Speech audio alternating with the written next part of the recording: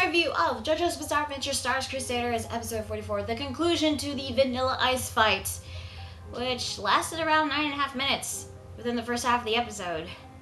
Yeah, we lose yet again another member of the Stardust Crusaders, but to my relief it is not Polnareff, which later on ended up in sadness. Someone saved Polnareff's life from Vanilla Ice's attack, and it was Iggy.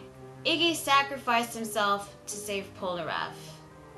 Because in the previous episode, Polnareff said that if Iggy used the Fool anymore, he would have been killed. And well, he used his stand and he died. I knew Iggy was going to die. He is a dog, and we all know that dogs don't get the best treatment in JoJo. But despite knowing that, seeing Iggy's death in the episode was very sad, and whether you like Iggy or hate him, you can't help but feel really sorry for Polnareff at least, or feel sorry for Iggy even just a bit. But it did lead to this really cool scene when Silver Chariot stabbed Vanilla Ice right through the forehead, grabs the other end of the blade, and twists his neck, which I thought was awesome, but of course it doesn't kill him because Vanilla Ice is a vampire. Afterwards, Polnareff realized how much he liked Iggy this whole time. He also liked how his refusal to show any affection towards anyone was proof of how proud he was. Unfortunately, he had to realize this after Iggy died. Anyway, Vanilla Ice gets up, summons his stand Cream to attack Polnareff from behind. But Polnareff already knew that Vanilla Ice was about to attack him, which leads to yet again another cool scene with Silver Chariot stabbing Vanilla Ice and Cream right behind him without even looking. Yeah, he was just doing this multiple times, which was freaking awesome. He didn't even have to look at him. And Polnareff now realized that Vanilla Ice is now a vampire, and according to him, he must have became a complete vampire after he was stabbed through the mouth. So now that he knew that Vanilla Ice is a vampire, he easily finishes him off by slicing a door, letting in more sunlight. And it seems this whole time, Vanilla Ice didn't realize he was a vampire. It's like DIO didn't give him like a heads up or something. I mean, like, seriously, you're given the blood of a vampire, it's obvious you're gonna become one. I mean, didn't DIO like try to tell him this? Or he probably couldn't because Vanilla Ice left in a hurry. Like, seriously. One of his arms and legs gets disintegrated by the sunlight, and then Polnareff eggs Vanilla Ice on, trying to get him to attack. Go on, try to do something. Come at me, I'm right here. What are you waiting for? Come on, do it! Do it now! Vanilla Ice then gets pissed off, and it looks like that he was going to lunge at Polnareff, but then Polnareff says, Jigoku de yattero, which means go to hell. And Silver Chariot just turns around, nudges Vanilla Ice lightly, pushing him towards the sunlight. His body disintegrates, turns to dust. Yeah, that was actually an easy defeat. Yeah, Vanilla Ice is dead. But the JoJo Last Feels train home has to make one more stop yet again in this episode, as we see the souls of Avdol and Iggy leaving the mansion, heading towards the afterlife. Oh god, this was very sad. I mean, I didn't want them to die, but they did. And also, what makes this even more sad is that even though Polnareff said that there was no time to mourn, he has to get to DIO, he then starts to cry. Oh god. We then go back to Japan, except this time it's 43 days after Jotaro and the others left. We see Suzie again, which was surprising, and she came to Japan just to see her daughter, which then led to a few scenes with her sightseeing, and of course she's accompanied by Rosas, this one guy, I don't know who he is, he might be like a bodyguard or maybe another member of the Speedwagon Foundation, and for some reason she has a turtle with her. I don't know why she has a turtle, but okay, whatever. A couple of shenanigans ensue, one that involved with this big tough guy that looked like was about to hurt Suzie, but Rosas actually kicks him very hard. Yeah, he knows a couple of fighting moves himself. It seems that this whole time Rosas didn't have the heart to tell Suzie about what was going on with Holly, and there were times where he tried to tell her, but I guess he was either hesitant to or Suzie got distracted, but there was a reason why. This whole time, Suzie knew something was going on, especially with her daughter. But she also knew that it was the reason why Joseph and Jotaro went on this journey, even though she doesn't know the full details. Which, you know, it is pretty obvious that Suzie would know this, because not only is she Joseph's wife, but she's also Holly's mother. So it's obvious that she would get this really bad feeling, and she was just delaying the trip because she was very scared to confirm that there was something wrong with her daughter. She does know what to do during all this, and that is to have faith in her husband and her grandson to save her daughter. Which led to Holly and Susie's reunion, which was actually nice and sad at the same time, especially when she said to Holly, "Get better and soon we'll be together again as a family." That is death flags right there, because well, when she said that, I can't help but feel like something bad is going to happen to either Jotaro or Joseph. More specifically with Joseph, since, you know, he is the oldest out of the group. But yeah, even though I was surprised at the beginning as to why we had to cut back to Japan after what happened in Egypt, it got more emotional and kind of sad yet nice at the same time near the end of that scene. We then come back to Dio's mansion as we're introduced to yet another character, which I thought it was another Stan user, and I was thinking, oh my god, another Stan user, really? Because I thought Vanilla Ice was the last one. No, this guy is Nukesaku, who's not a Stan user, but a vampire. One of the last vampires in the mansion, aside from Dio and Vanilla Ice, who's now dead. It seems that Vanilla Ice, Kenny G, and Darby the player didn't want Nukesaku to help them defeat Jotaro and the others, telling him to stay back because he's merely a vampire and doesn't have a stand. And, you know, since now those three have been either dead or defeated, it's Nukesaku's turn. Even though he is a vampire, we've seen some pretty cool vampires and their abilities back in part 1 and 2, so he must have, like, some sort of cool vampire ability, right? No, he doesn't. He doesn't at all. With Jotaro, Joseph, and Kakyoin, they do encounter a woman who had her hands tied, and it seemed at first that she was another one of Dio's victims. And it seems at first that the guys were being friendly towards her, saying that they'll help her because they're friends. And then all of a sudden, Star Platinum punches her right into the face. Okay, as awesome as that was, you can't help but think, why the hell did Jotaro punch a woman? I mean, sure, yeah, Jotaro would be irritated towards women, but he sure as hell wouldn't hit one. No, it actually turns out that was Nukesaku. His ability was to have a woman's face at the back of his head. That is stupid. I'm sorry, but that is so freaking stupid. You know, you'd think that this would be a good ability to fool your opponents, to catch them off guard until you strike. No, it actually isn't. You know why? Because the whole time, Jotaro, Joseph, and Kakyoin knew it wasn't some innocent woman because Nukesaku forgot to twist his hands right. I mean, at first I thought it was some sort of animation error the first time you see it, like why her hands were weird, but no, it was because Nukesaku is a dumbass. But this does lead to some cool scenes. Like the first one was a bunch of cheesy lines courtesy of Jotaro and Joseph. I mean, like when Jotaro said, yeah, we're friends. Friends of justice, that is. I'm like, what? And then you have Joseph saying, that's right, we'll help you. We'll help you go straight to hell. Get it, Kakyoin? I mean, yeah, there's been some like really cheesy lines throughout this series, but goddamn, those were the cheesiest. Now, as I mentioned in my reaction video, the whole thing with Nukesaku, it's a term meaning moron or idiot in Japanese, and people will call him Nukesaku because he is a moron and an idiot. One, oh my god, from Joseph later, Star Platinum beats the crap out of Nukesaku, and they threaten him to take them to Dio. And then the episode ends with Nukesaku asking Jotaro, how did you know that they call me Nukesaku? And then Jotaro goes, yada yada deze. And that's it. What in the actual hell is the point of this Nukesaku guy? I mean, Kenny G was bad enough because he got defeated very easily, and at least in this week's episode, he got some dialogue into this, even though it was one line. Fucking Nukesaku! He freaking sucks! And he is like the last vampire in this mansion! Why does Dio have him stick around? Like, why the hell did Dio make him a vampire? Out of all the vampires that we've seen in part 1 and 2, he's the lamest! I mean, fucking Wired Back from part 2 was better than this guy. And that guy lasted 3 minutes and got killed by Lisa.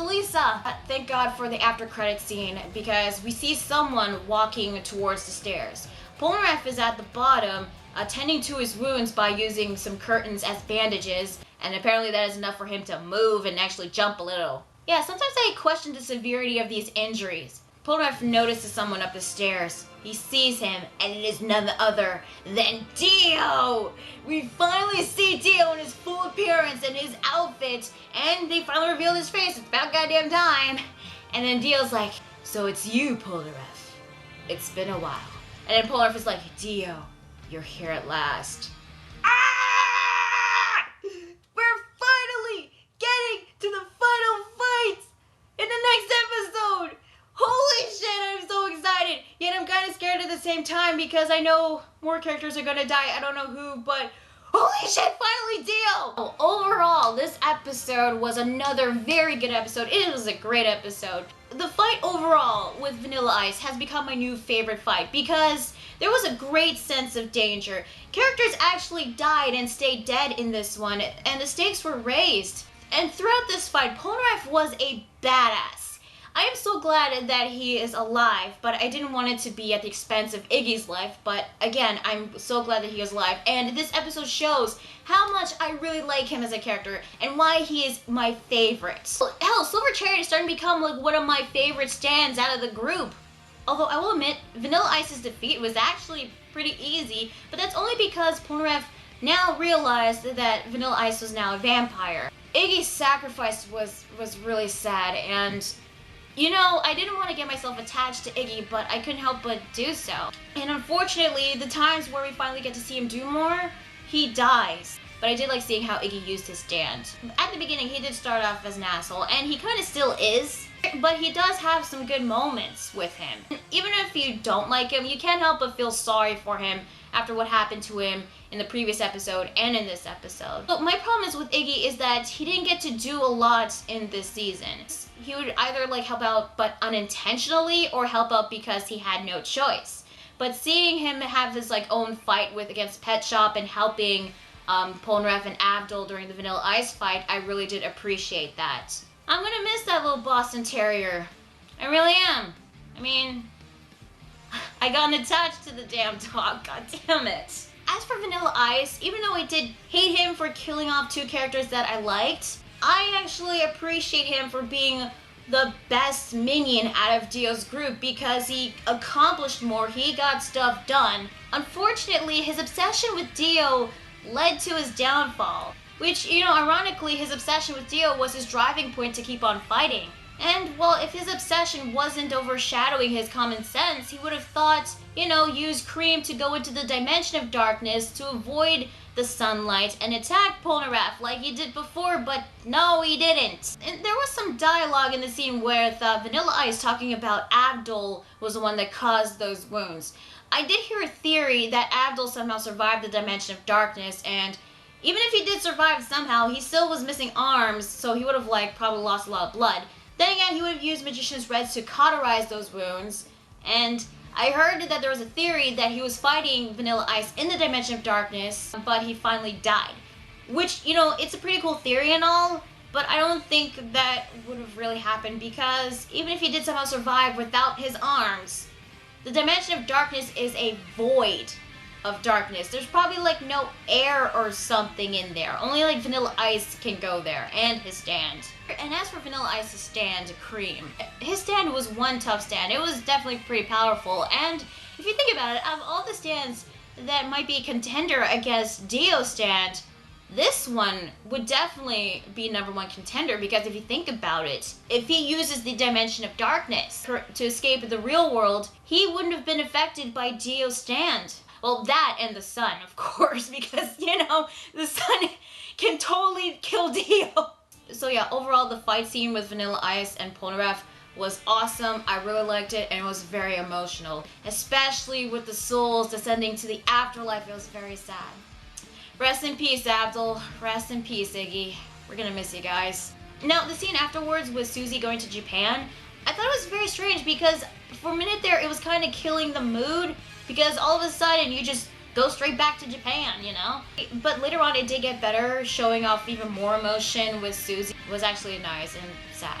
This one scene when Rosas and that one guy were talking about Holly's condition, there was an image of Holly getting strangled by her own stand, which, you know, is supposed to represent her stand slowly killing her, which, you know, is fine and all for a representation. The problem is, Holly was naked. You know, some people might like that because, you know, we rarely get fan service for the guys, but it's just very awkward because this is Jotaro's mom and Joseph's daughter, so yeah. But then again, some of you guys might like it, so there you go, fan service on this episode. And then we get to Nukesaku, and Nukesaku sucks. I'm sorry guys, but he's so lame. Like, what is the point of this guy? Like, what is the point of him? Is it just so that he can lead Jotaro and the others to Dio? I mean, why the hell did Dio make this guy a vampire? Why the hell does this guy have such a lame ability as a vampire? I mean, say what you will about Kenny G, but at least his stand is an illusion stand. And honestly, that scene nearly ruined the experience of this episode for me, but the after credits scene actually got me really excited for next week because finally Dio shows up, and I just find it funny that it's Polnareff that confronts him first, not Joseph, not Jotaro. I mean, come on. Make this guy a main character already. Seriously. It really feels like he is the main character. As for Dio's design, it's the same design that I've seen before in like the video games and a bit of the OVAs. But I do question what is up with his pants. Because it looks like that they're very low or something, or that, or like his fly's undone, exposing like his bulge or something. Like Dio, your fly's open, you're gonna zip up your pants or something. I also do notice that he's like wearing heart designs on his outfit, heart-shaped knee pads, a heart-shaped bandana. And I think he's got some elbow pads too. I'm not sure, but yeah, he also has heart designs. And is it just me, or did he get a haircut? Because last time I checked, his hair was longer, and now it looks like it's shorter. As for like the reveal of his face, I'm glad that they finally showed it, and honestly, it's what I expected his face to look like. I mean, he looks just like what you expect him to look like, so it makes you wonder why the hell was his face hidden this entire time? I mean, we know what Dio looks like. So yeah, overall, this was another great episode. Some really cool action, courtesy of Silver Chariots. Polnareff was a badass, and Iggy dies, unfortunately, which was very sad, and yeah, 2 down and only 4 remain. Animation and artwork was again good for the most part, but you do notice some like derps going on in some scenes, especially with like the character designs and a bit of the faces, but I think those will be touched up during the Blu-rays. But I did like the animation used when you see Avdol and Iggy's souls. I mean, that was like really good, and oh my god, it was so sad seeing them leaving. I didn't want them to die, but they did. Ugh, it freaking sucks. As for music, as always, it's been spot on. I did like the music used during the emotional scenes going on in the Vanilla Ice fight, and of course the music when Polnareff was trying to egg Vanilla Ice on to get him into the sunlight. That was great. As for voice acting, once again, it was very good. Misato Fukuen, as a whole, she did a very good job voicing Iggy throughout this series. I was actually hoping we would get some more dialogue lines on Iggy, but we didn't, unfortunately. But I'm okay with what we got so far with Iggy's voice acting. Kudos to Komatsu Fuminori as Polnareff in this episode. He did a really good job. And of course, Sho Hayami voicing Vanilla Ice. He did a great job overall, and I'm glad that they got him back to reprise his role as Vanilla Ice. We also get to hear some old voice actors, Sachiko Kojima as Suzie Q, which I thought was great. And fun fact, she voiced the female body of Orochimaru in the Naruto anime. So something to throw out right there. She also voiced Suzie Q in the 2012 anime too, by the way. And we're gonna hear more of Takehito Koyasu in the episodes to come, which is great. Rosas was voiced by Motomu Kiyokawa, who also voiced 2 more butlers. The first one being Wei Wang, Lee's butler from Cardcaptor Sakura, and one of my favorite butlers in anime, Walter from Hellsing and Hellsing Ultimate. He also voiced Ruslan Ramuda from Hajime no Ippo and Ippo Rising, and he's also voiced Kozo Fuyutsuki from Neon Genesis Evangelion, the TV anime and the movies. He also voices Norman Berg from The Big O. As for the voice actors of Nukesaku, you have Hibiku Yamamura, who has voiced the female face of Nukesaku, who has voiced several supporting roles of anime that I've never seen before. And she did sing the theme song from Aoki Hagane no Arpeggio Ars Nova and Ars Nova DC, and the first ending song to the anime Dance in the Vampire Bund.